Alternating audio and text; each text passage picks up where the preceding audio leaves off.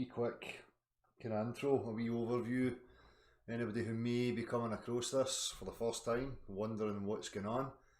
This is just pretty much an investigation of real people, just a common man asking questions about their existence, from every aspect of from childhood to adulthood. What assumptions have been made? What has been taken for granted? What are we believing to be true? What have we verified to be true? What do we actually know about ourselves and the world that we're a part of? And somebody like me has always been questioning that. That questioning had led me to the point of questioning the very reality that I find myself in. And I'm now at a point where I do not know what this reality actually is. I do not know the full dimensions. I don't know how it came to be, what brought it to be, where it's gone, what its intention was, what my part and role in it is. And I don't think anybody knows that. So for me, I had to question the assumption of what I was being told from childhood and what everybody assumed to be true in regards to what we call Earth. Now, when I questioned that, I had to go through a bit of a process. First and foremost, I had to start understanding my own mind. I had to start understanding the processes and how, as human beings, we have a tendency to want to bias things that we want to be true, things that we hope to be true. So you've really got to look at yourself and be intellectually honest and realise where your biases lie. Now, for me, I don't have any emotional investment. I don't have a bias in regards to what the Earth actually is. At this point in time, I'm just an honest skeptic in regards to the claims that are being put to me. Now, in this occasion, we're talking about the globular heliocentric model. That was a claim that was put to me as a child. That was a claim that everybody assumed to be true. Everybody that I knew and all my social circles, family members, that was what was established as reality. What I had to then do was get involved in understanding what science was. This word science has been bandied about willy-nilly and used from authority and to try and stamp an authoritative narrative over human beings and what their existence is, where their existence is, yada yada yada.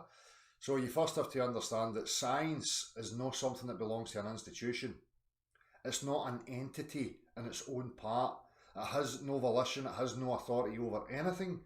Science is merely a human being endeavouring to understand their objective reality. And what I mean by objective reality is the three-dimensional reality that you find yourself in, that does not change in regards to your wishes, desires, wants, any of that stuff. It is pure, hard, cold, factual objectivity. Okay? When you start to question the model that you were told, you have to first understand these things. So first and foremost, you are the scientist. I am the scientist. I have the same faculties that you have, the same senses, the same apparatus. What I expect of my fellow human beings when they're making claims to me about something being objectively true is that they must be able to practically demonstrate that to me. No excuses, no byes given, no corners cut. You make a claim, you practically demonstrate it. So what I discovered through my investigations is that the use of language has been put to work in order to confuse people, to disguise what is actually going on in regards to your reality. Now, for me, what I've established is that there is absolutely no measurable proof that the Earth is a sphere. There is no measurable curvature.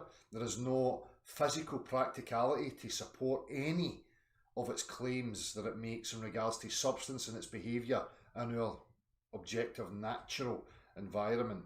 And I'm doing that with natural for good reason. I'll come to that. So it was difficult for me. There was an emotional process. Obviously, this was an assumption that I'd held to be true.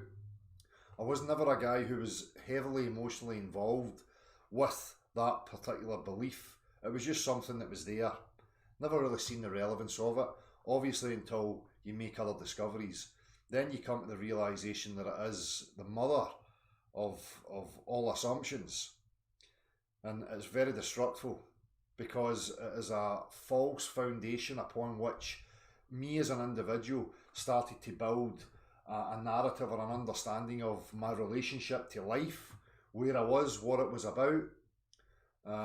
So it's the base foundation. If you start to build a narrative of your existence from a faulty foundation, then the whole lot's bullshit. Now, unfortunately, a lot of people don't want to hear that, but that's what people are living. People are living a delusion, a lie, a fantasy.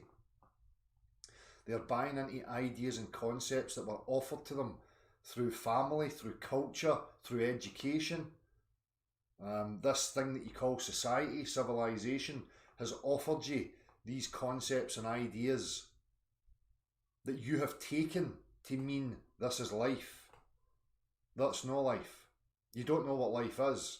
You don't know where you are, why you're here, how it came to be, what your purpose in the whole shebang is.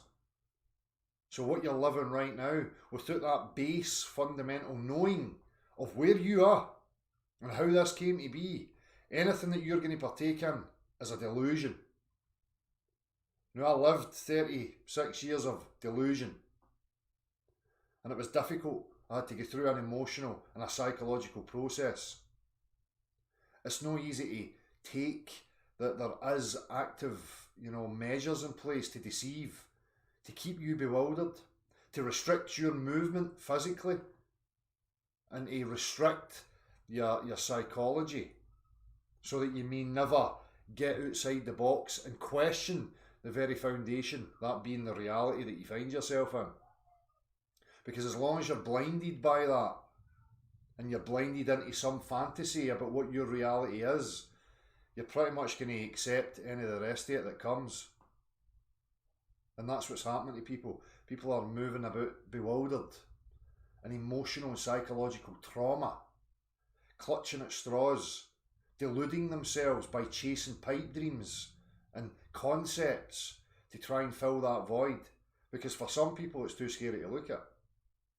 And it can become even more scary, even for somebody like myself, who has been pursuing an understanding for a very long time. Now, I'll come to that, what's scary about it for me. And maybe some of you will feel the same.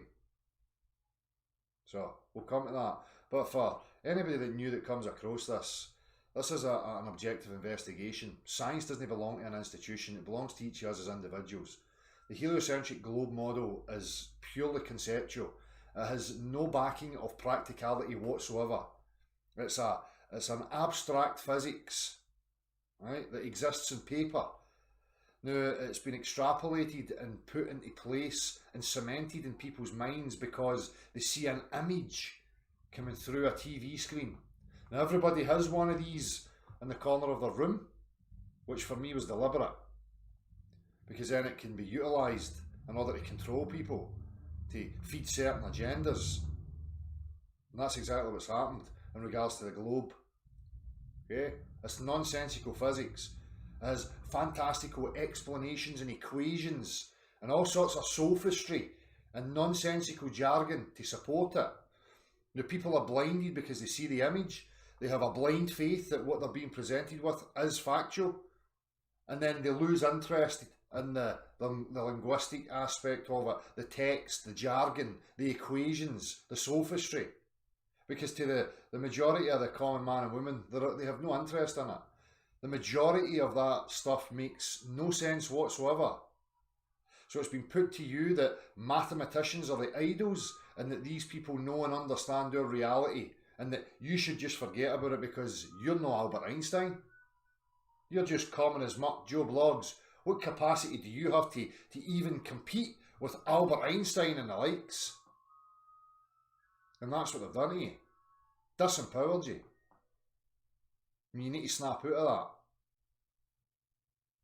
This is not about idols and complicated language, sophisticated argumentations or any of that stuff. This is simply, what claim are you making to me about my reality? What substances are you making claims about in regards to my objective reality? Now can you demonstrate that? That's it. Now if you apply that to the globe, the thing that you felt to be true the majority of your life, you will find that it falls apart. Objective reality is screaming at you in the face. All the clues are here in front of you. But you're being blinded under a hypnotic trance of this image coming through your TV screen. Standing bodies of water don't bend. Water is incapable of supporting sheer stress. It is not an elastic putty that can conform round the exterior of shapes and objects. All practical applications assume planar geometry, that being that the earth beneath our feet is planar. You witness it everywhere you go. I could go on, but I'm a bit fed up with all the ins and outs and the arguments of globe cult delusion. So if you're interested and you want to find out more, you can email me, or you can come in here and you can have a chat with me directly and you can ask questions. I'm not tolerating fanatical zealots who are just going to keep coming with the same bullshit over and over again. I've heard it all. This globe nonsense is just an idea that's dead to me. It's stupid, retarded nonsense.